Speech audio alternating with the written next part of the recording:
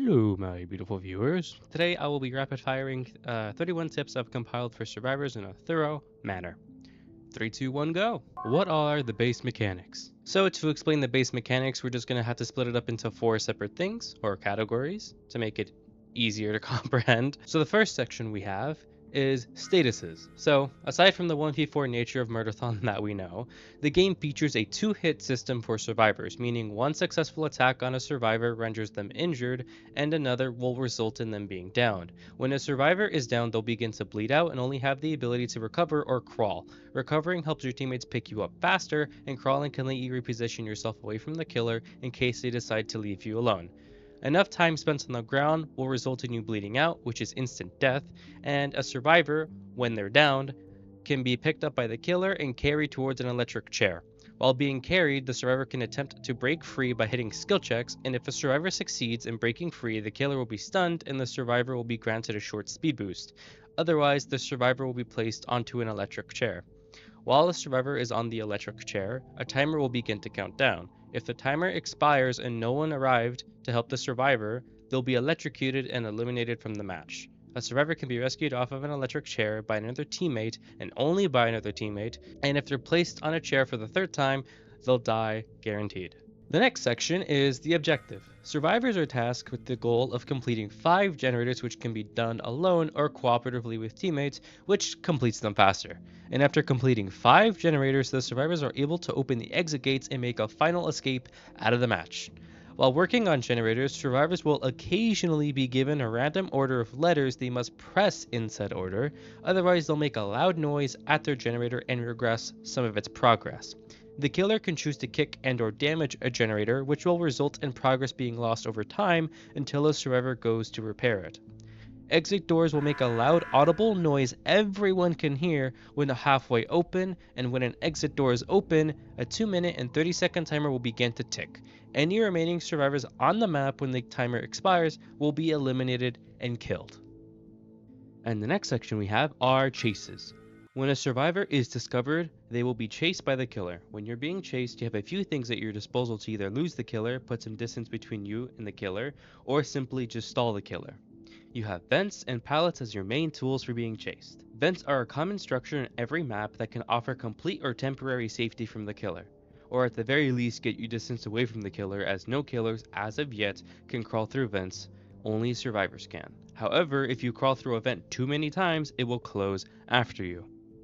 Pallets. Pallets are an upright piece of wood that you can throw down to either stun the killer if they were underneath it, or to put obstruction between you and the killer. Survivors can vault over pallets as much as they want, only caveat being that there's usually a very few amount of pallets, so you have to use them sparingly.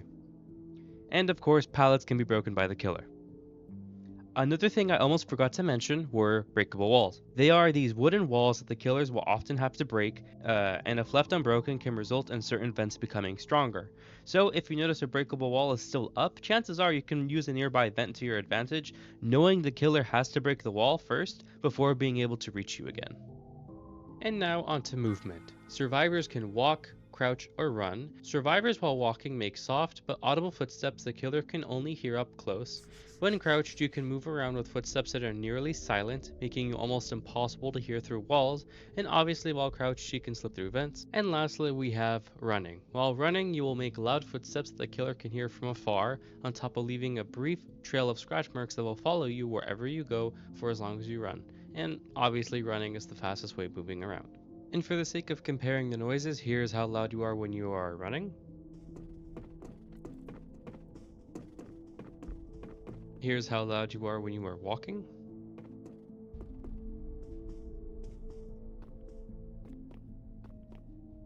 And here's how quiet you are when you are crouching. And mind you, I raised the audio of that clip by 10 decibels. That's a lot. So crouching, you're inaudible, completely silent. And 2 more things before we move on to the next segment. I promise, as of August 9th, the overhaul update dropped, so now vents work completely differently than how I explained it a minute ago. Vents now work under a slide mechanic. So instead of crouching under vents manually and just shimmying underneath it, you now perform an animation where you slide underneath it. So Using the vents is different, and most importantly, killers can now crawl after you through the vents. And now, on to chests. Chests are a limited resource scattered around the map that can offer you a little extra boost of in-game currency or give your item some of its charges back, but more on that later. Just know that they exist for now. What do you use to loop? As I mentioned, you use vents and pallets as your methods of looping, but how do you loop? The basics of looping is simply circling around a vent or a pallet until you're forced to use them or forced into going somewhere else. So in this clip, for example, I'm just going in a big circle around a vent or two with the purpose of wasting the killer's time, as the idea behind looping is exactly that. Wasting enough of the killer's time to allow your teammates to repair or finish generators, and these are the mere basics. Obviously, looping is more complicated and nuanced than how I described it, but for the sake of being brief, that's what I'll say on it. How can you recharge items?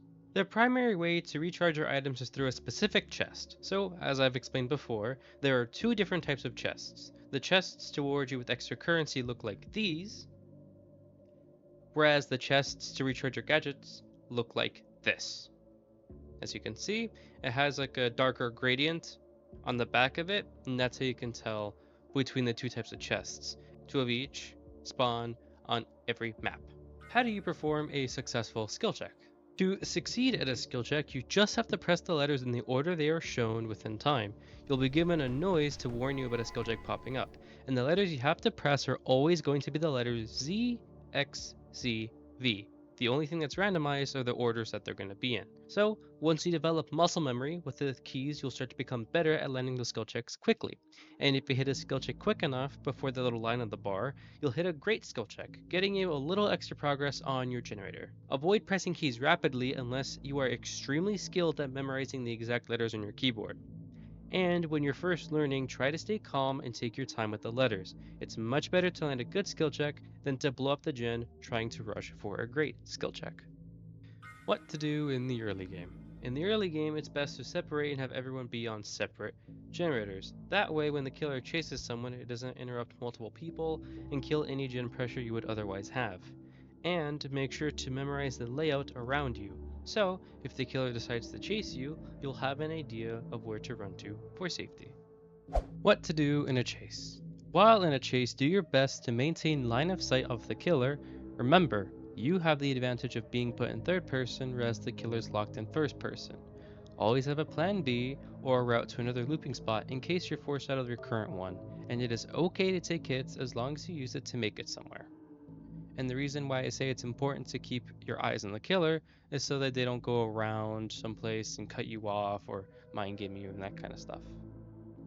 How to read the survivor HUD. This is the generator counter. It shows how many gens there are left to repair before you're able to escape. These static bars indicate someone's in chase. These tally marks tell you how many times a person has been chaired. This is the injured icon. This is the downed icon. This is the being carried icon. This is the chaired icon. This is your chair's timer. The bottom of your screen is the callout of your location on the map. And this is someone repairing a generator alongside showing its progress. This is your bleed out bar. And these static bars indicate the killer's nearby the survivor. And if they're shaking, that means that the survivor is being chased by the killer. And this is your item and its accompanied charge amount, or charges. When to save your teammate off chair. When the killer leaves the chair and is actively chasing somebody else. Otherwise, it's not a bad idea to leave them on chair for a bit in exchange for some generator progress. If the killer is actively snowballing, meaning other survivors are going down, that's also an example of when you would want to rescue someone off chair. And always try to get the person off of chair before 60% at least. Because the interesting part about being eliminated in Murderthon is that your chair progress doesn't jump to 50% on your second chair, or insta-kill you if you were rescued past 50 on your first chair. Instead, it just resumes to exactly the percent you were rescued off chair. So just because you're allowed to let your teammate hit 80% on their timer and they can still live when they're chaired for the second time, it does not mean you should let that happen, as you'd give you and your team very little time to save that person before they die. But I digress. I can assume you already know better. Another good example of when to go for rescue is if a majority of your team is busy or downed. Okay, that was a lot, and I do not blame you at all if you're confused at anything I just told you. So please, if you are confused about anything or there's any questions or that I left unanswered for you, feel free to comment them down and I'd be more than happy to answer anything you ask. Who to send for chair rescue?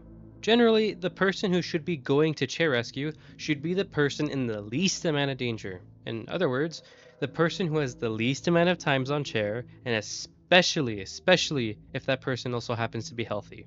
So, in the situation that the killer is proxy camping or camping, that healthy 0 times on chair person can trade for that survivor's place on chair, buying your whole team more time to repair generators.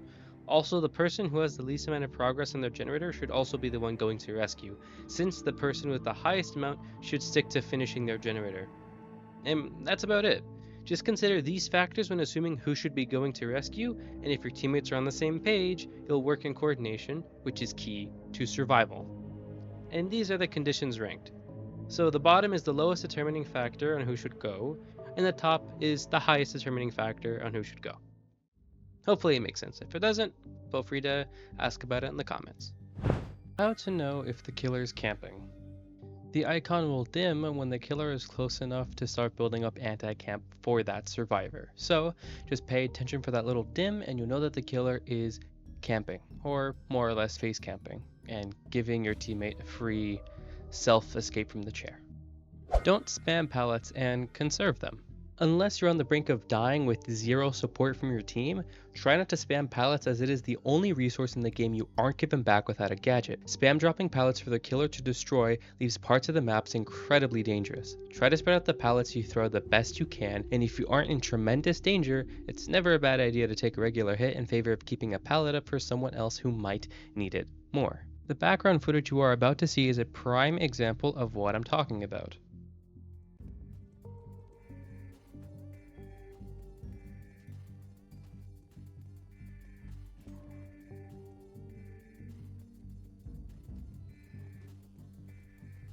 This is just a small clip as I didn't want to grief my team, but regardless, this is an example of poor usages out of pallets, just throwing them down without too much thought and not running away to make distance when the killer decides to break them. Peak Meg behavior. If you play DBD, you'll understand what I mean. On the contrary, I have a better example of how looping with pallets should go.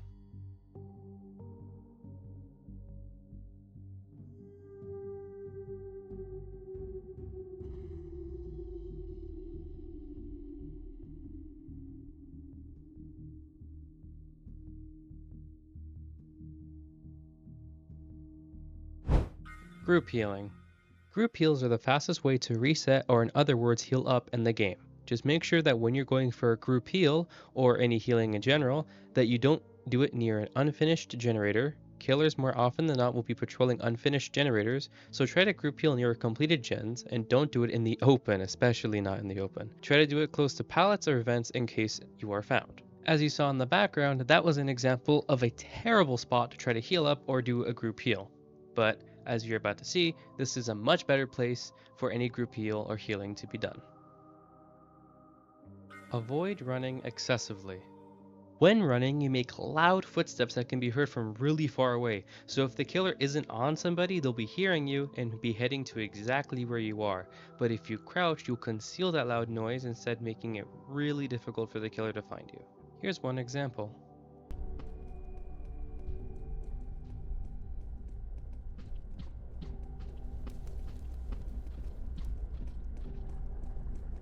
Use your hit burst wisely.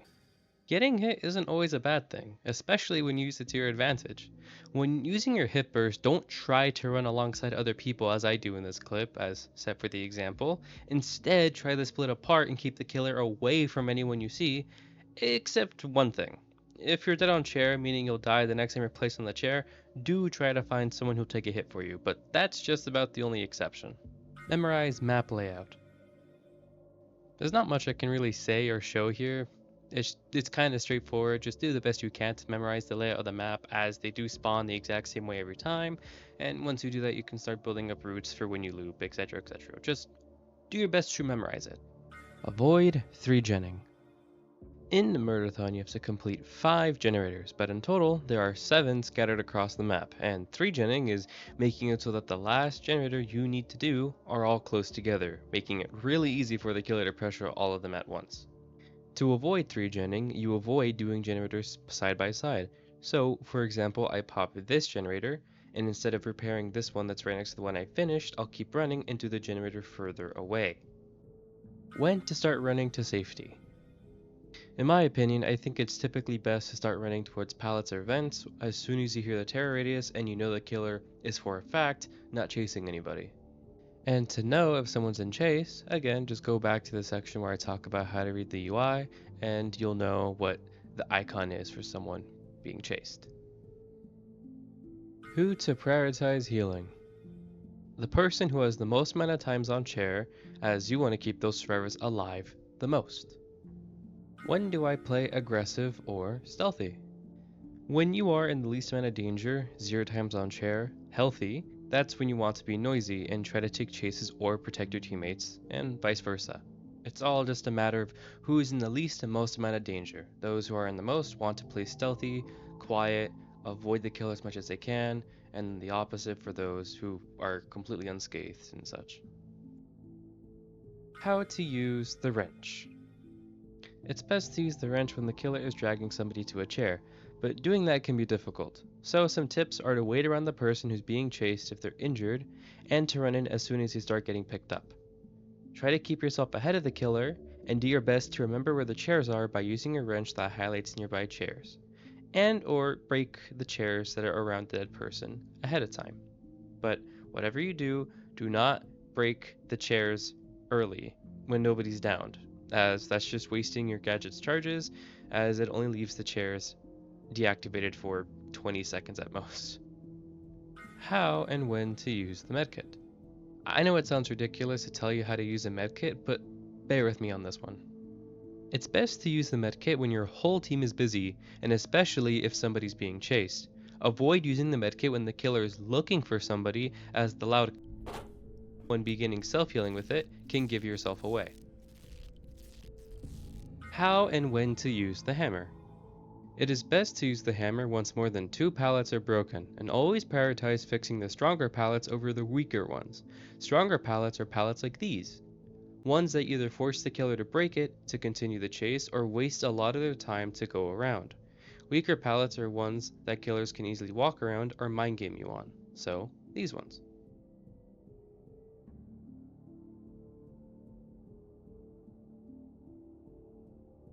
When to use the chip pinger. Using the chip hanger a couple seconds after the match starts is always a good way to give your teammates a heads up on the killer's location, and you can use it whenever the killer isn't chasing somebody. When facing against the Mask of Ripe, always use it after they land an injury on someone, as that's when they become stealthy. Using it every so often against Mask of Jammed also doesn't hurt, since they also have a stealth element in their kit. But do keep in mind that as of right now, in the current patch, I'm pretty sure the chip hanger is bugged, so just avoid using the item until the next patch. Don't commit to heals unless you're almost done. Just don't do it. It gets your teammates killed. What items get priority on recharge chests? Instead of blabbering on for an essay's worth, going on each individual item, I decided that I will just give you essentially a tier list or a ranking of items that get priority. Number 1 being the items who should be getting the chest recharge as often as possible, if not all of them, majority of the time, and the bottom being almost should never get the recharge chests.